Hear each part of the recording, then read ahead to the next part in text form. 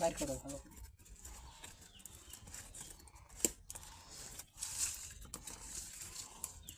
আজকে লিচু অনেক, কেউ নাই, আমরা তিনজন ছাড়া কেউ নেই। তাহলে কি তুমি তোমার বান্ধবীকে আসতে বলতেছো নাকি?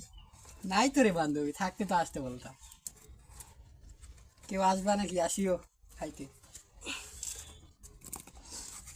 আজকে লুটিয়ে খাবো রে।